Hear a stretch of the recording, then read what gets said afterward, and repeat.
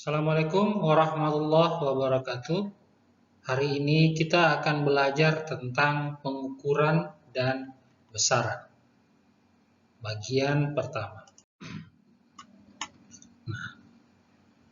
Yang perlu kita ketahui dulu adalah pengukuran dan ketidakpastian. Apa sih pengukuran itu? Pengukuran adalah membandingkan sesuatu yang diukur dengan alat yang digunakan sebagai acuan atau patokan, atau biasa dikenal dengan sebutan standar. Dalam pengukuran selalu terdapat ketidakpastian karena faktor salah satunya itu adalah keterbatasan alat ukur atau ketidakmampuan instrumen untuk membaca di luar batas bagian terkecil yang ditunjukkan. Nah, jadi tidak semua alat ukur itu memiliki efektivitas yang sama. Contohnya seperti beberapa alat ukur panjang, seperti mistar, meteran, mikrometer, dan jangka sorong. Nah, ini contohnya. Persentase ketidakpastian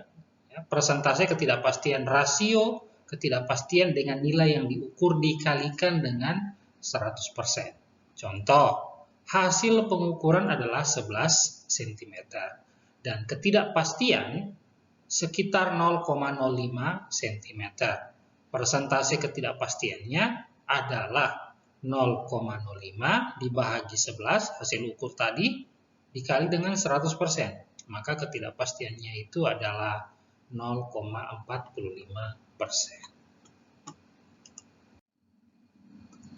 Nah, jadi dari hasil pengukuran maka ditetapkanlah pertama besaran pokoknya itu adalah panjang untuk mengukur panjang benda. Kemudian besaran pokok massa, penggunaannya untuk mengukur massa atau kandungan materi benda. Waktu, penggunaannya untuk mengukur selang waktu, dua peristiwa atau kejadian. Kuat arus listrik, mengukur arus listrik atau aliran muatan listrik dari satu tempat ke tempat lain. Suhu, mengukur seberapa panas suatu benda. Intensitas cahaya, berguna untuk mengukur seberapa terang cahaya yang jatuh pada benda atau yang mengenai sebuah benda. Kemudian jumlah zat, mengukur jumlah partikel yang terkandung di dalamnya. Nah, inilah besaran-besaran pokok dan penggunaannya di lingkungan kita.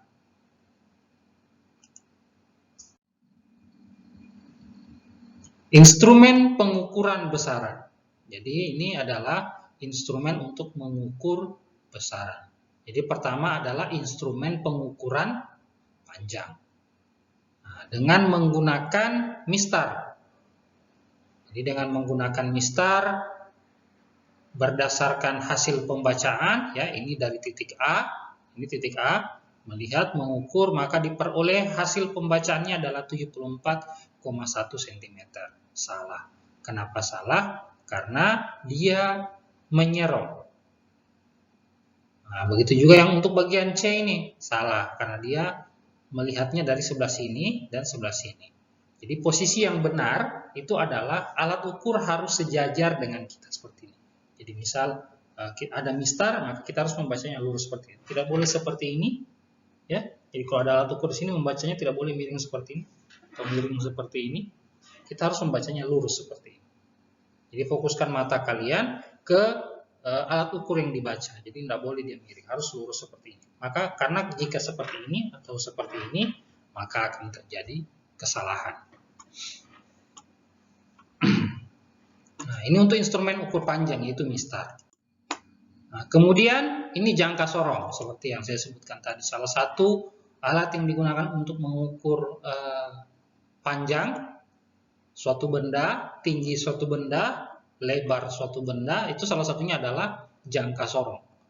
Nah, jadi jangka sorong ini dibagi ke beberapa bagian. Nah, yang bagian atas ini digunakan untuk mengukur bagian dalam. Kemudian yang tengah sini itu digunakan untuk mengukur bagian luar. Nah, sementara yang ini itu digunakan untuk mengukur kedalaman lubang. Nah, itu bisa diukur pakai yang ini. Jangka sorong ini terbagi atas dua bagian. Yang pertama adalah skala tetap dan skala berjalan. Nah, di sini adalah skrup pengatur atau skrup pengancing. Jadi ketika sudah kita ukur dengan menggunakan jangka sorong ini, kita misalkan ada benda di sini atau ada benda di sini, atau kita mengukur kedalaman di sini, kita bisa kancing hasil pengukurannya dengan skrup pengatur di sini. Jadi ini adalah skala utamanya dan ini adalah skala nilus. Nah, ini pola pembacaannya. Nah, yang berikutnya adalah mikrometer skrup. Masih sama, dia adalah alat ukur yang digunakan untuk mengukur panjang benda atau lebar benda. Jadi masih dalam dimensi panjang. Nah, jadi dia masih sama seperti jangka sorong tadi. Dia terdiri atas skala utama yang ini atau skala tetap dan skala nonius atau skala berputar. Nah, ini adalah sumbunya, ini adalah landasan tipisnya di sini. Ini adalah landasan. Nah, jadi caranya itu adalah ini pengunci dan ini adalah bagian untuk memutarnya. Jadi kita tidak boleh menggunakan mikrometer skrup dengan memutar di bagian sini, tapi harus menggunakan ini, atau biasa dikenal dengan ratchet. Jadi di sini biasanya dia digunakan untuk mengukur diameter suatu benda. Nah, di contohnya ada suatu bola atau suatu kelereng besi pejal yang kemudian diukur berapa panjang diameter dari suatu bola besi pejal tersebut. Diukur dengan menggunakan mikrometer skrup. Nah, kemudian instrumen pengukur massa, ya, bukan massa tapi massa, ya, double S-nya. Ya, jadi untuk mengukur massa atau digunakan alat pertama neraca 3 lengan. Ini neraca 3 lengan. Kenapa 3 lengan? Karena lengannya ada 1, 2, dan 3 di sini. Jadi maka dia dikenal dengan neraca 3 lengan. Karena memiliki 3 lengan. Kemudian ini adalah neraca 2 lengan. Nah, ini dia punya 2 lengan. Nah, sementara yang ini yang paling mudah untuk digunakan adalah neraca digital. Jadi kita cukup taruh saja bendanya di atas, maka nilainya secara otomatis akan muncul di sini. Untuk lebih mudahnya kebanyakan orang sekarang menggunakan neraca digital. Nah, untuk pengukuran massa juga atau panjang, biasanya juga orang menggunakan mikrometer skrup atau jangka sorong yang sudah menggunakan sistem digital. Nah, kemudian ini adalah alat pengukur waktu. Jadi ada beberapa alatnya, yaitu ada 2, pertama jam dan kedua adalah stopwatch. Nah, jadi misal mau diukur berapa kecepatan perpindahannya, itu bisa pakai jam atau pakai stopwatch. Jadi diukur waktu dari titik A ke titik B, misal mau diukur perpindahannya berapa, membutuhkan waktu berapa detik, berapa menit, berapa jam, bisa diukur menggunakan stopwatch atau jam. Jadi ini adalah stopwatch analog. Ya, jadi kalau yang seperti ini masih pakai jarum, biasa disebut dengan stopwatch analog. Tapi kalau sudah dalam bentuk digitalisasi seperti ini, biasa dikenal dengan stopwatch digital. Nah, instrumen pengukur suhu. Nah, instrumen pengukur suhu ini banyak sekarang digunakan, khususnya di masa pandemi COVID-19 seperti sekarang ini. Jadi kalau yang kalian lihat ini adalah termometer alkohol atau biasa yang digunakan pada lab-lab. Nah, ini pakai termometer alkohol. Sementara termometer yang kebanyakan digunakan sekarang itu sudah sistemnya sama juga, dia sudah menggunakan sistem digitalisasi seperti halnya yang biasa dipakai untuk mengukur suhu yang seperti pistol itu yang seperti ini. Tinggal diarahkan ke objek tertentu maka dia punya suhu sudah akan terukur. Kemudian yang di bawahnya ini, ya ini tadi termometer alkohol, jadi di dalamnya ini adalah isi alkohol dan air raksa. Ya, jadi ada alkohol dan air raksa di sini. Jadi ketika terjadi pertambangan panas, maka air raksanya akan naik, diikuti dengan alkoholnya. Kemudian yang ini adalah termometer bimetal.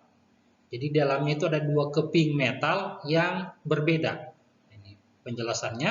Termometer bimetal menggunakan dua keping logam dengan koefisien muai yang berbeda. Ketika dipanaskan, keping bimetal akan melengkung ke arah koefisien muai logam yang lebih kecil. Jadi ketika ini, contoh, ada dua keping bimetal.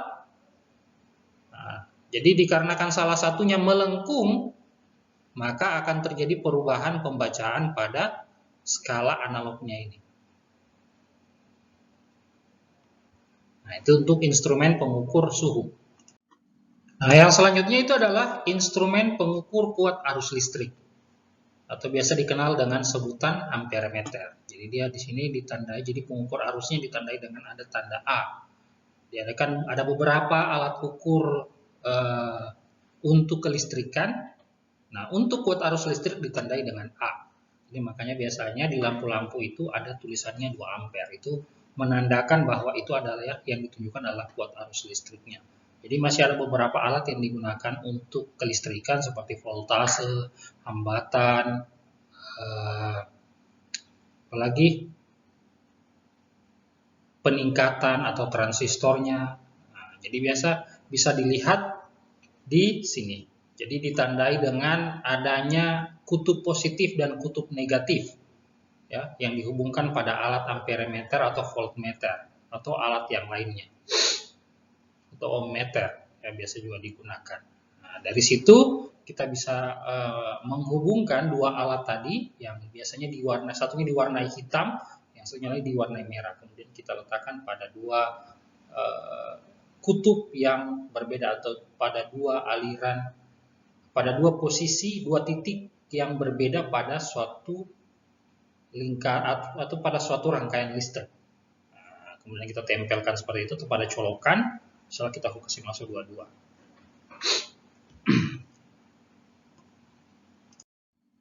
Nah, yang selanjutnya adalah instrumen pengukur intensitas cahaya.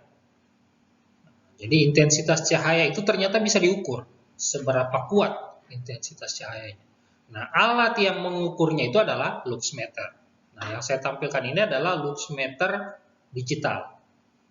Jadi di sini ada sensor yang diletakkan untuk mendeteksi seberapa kuat intensitas cahaya yang mengenai suatu permukaan benda. Jadi misal ada benda, ya, misal saya contohkan seperti ini adaptor, ya, adaptor charge. Ini kan sementara terkenai cahaya. Maka bagian ini, bagian yang untuk mendeteksi intensitas cahaya pada luxmeter dikenakan ke sini. Putar dia seperti ini. Karena dari mana asal cahayanya? Misal dia dari lampu cahayanya, maka dia diputar ke arah lampu. Yang bagian bulatnya ini, luxmeter ini, untuk mendeteksi seberapa kuat intensitas cahaya yang mengenai suatu benda.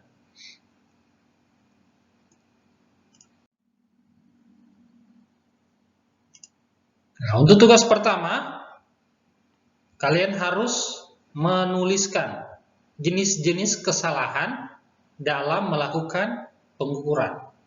Nah, jadi di sini kalian perlu untuk mencari hal-hal apa saja yang biasa terjadi sehingga menyebabkan kesalahan dalam pengukuran.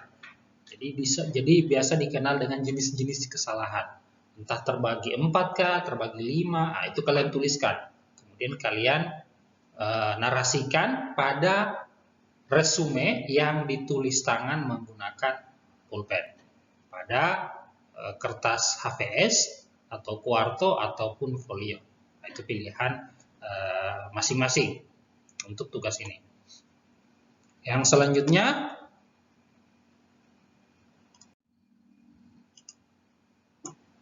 tuliskan tabel besaran pokok dan besaran turunan. Jadi tuliskan tabel besaran pokok dan besaran turunan lengkap dengan satuan dan dimensi. Nah, ini juga dia perlu untuk ditulis tangan. Ya. Ya, ini tugasnya. Ini masih dalam kategori tugas 1. Nah, sementara untuk yang berikutnya, tuliskan resume sejarah asal muasal penentuan besaran panjang, masa, waktu, suhu, kuat arus listrik, dan intensitas cahaya yang diakui oleh sistem internasional.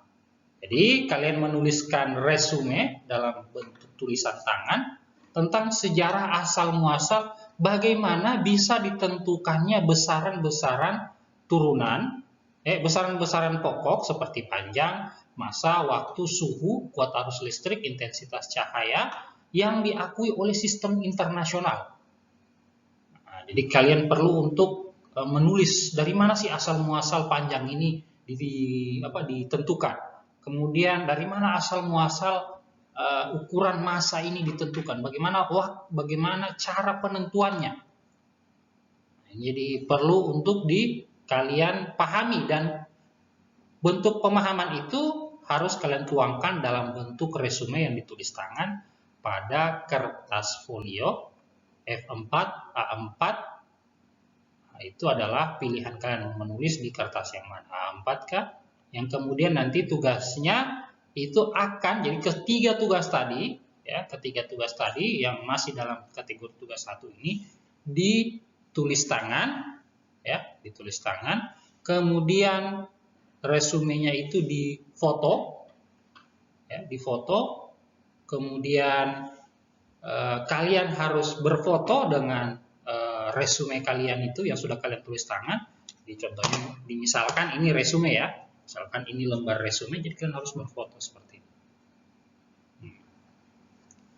Yang kemudian semua hasil fotonya tadi, jadi semua resumenya tadi difoto, kemudian ada satu yang harus berfoto dengan resumenya seperti ini, dibuatkan dalam bentuk file PDF, ya. Kemudian dikumpulkan pada satu orang yang dipercayakan, yang kemudian nantinya akan diserahkan kepada saya.